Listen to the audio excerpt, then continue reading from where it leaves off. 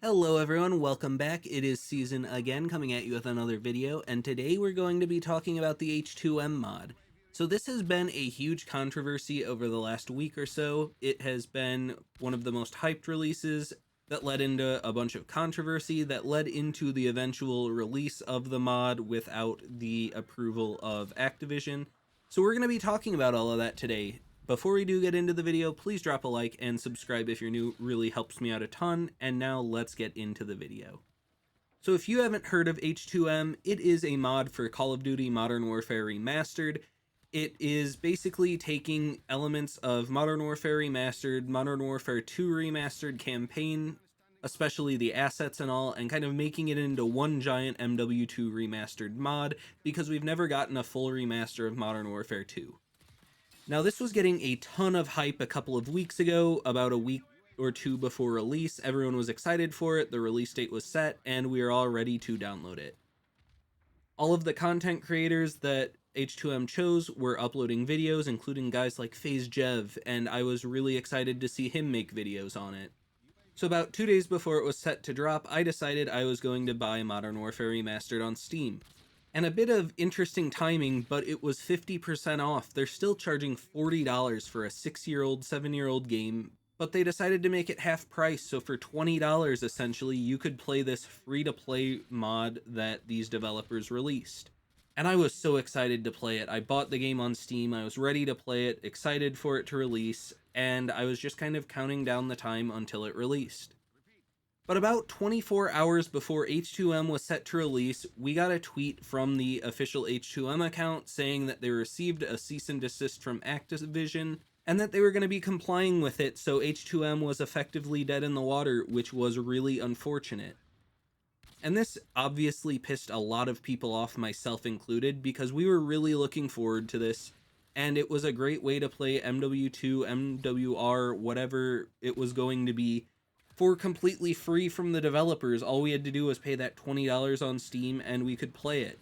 And the community was outraged, myself included, because they got all of us to buy this game for $20 on Steam. Plenty of people played it for over 2 hours, which means Steam will not give a refund, and essentially we just couldn't play H2M. And this is the problem with Activision. They're still charging full price or near full price for a lot of their really, really old games and expecting the community to pick up the tab and pay them. And on these old games, you aren't even safe to play them. These games are not safe to play. There's remote execution, people can take over your PC just by playing pubs, and Activision has no interest in fixing this.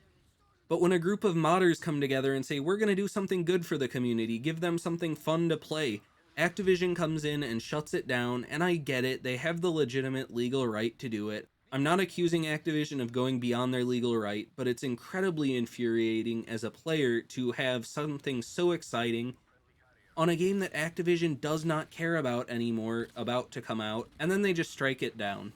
And what we found out later from the development team was that the reason that Activision did it was because it was putting pressure on the developers and they felt a little bit nervous for the upcoming Black Ops 6 release. Essentially, this group of modders put so much fear into the Activision dev team and Activision's pockets that they decided just to not let the community get something awesome.